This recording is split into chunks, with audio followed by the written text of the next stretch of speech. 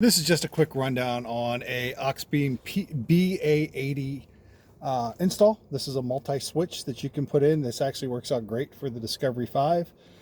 Due to the fact, number one, this is a really good area to mount it. It's out of the way. No major issues. You can use the stock bracket that comes with it. I just use some 3M tape here to put it up against the trim. Tuck the main control wire up and around through so there's no drilling through the firewall, since ports through the firewall are so difficult to find. But doing that, it gives you full control of the lights. And then we go into the engine compartment, so we'll move that direction. Go ahead.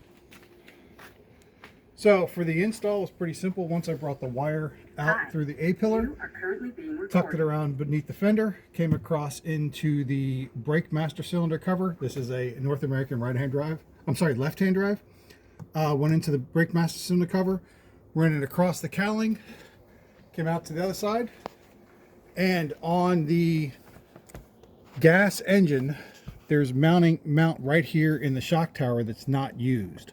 So I was able to use their included bracket to mount the control module to the shock tower.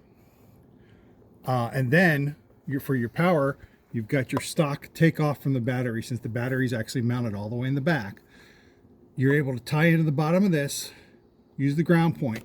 Now there's also another ground point. It's located inside the inner fender. Well, so what you'd have to do is you have to pull the fender cover off, and there is a stock ground point that you can use as well as a power.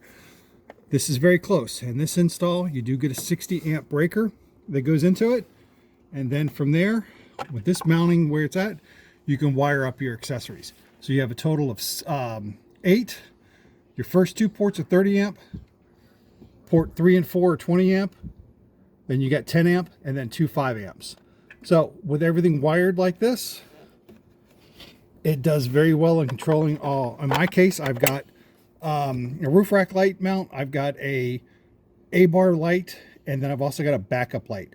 Now with my Baja Design LP9 Pros, there's 3 different lights in there. I'm able to control each light with one of these switches. That's about it. It's a fairly simple install. The best part is no cutting or splicing to get in to make it work.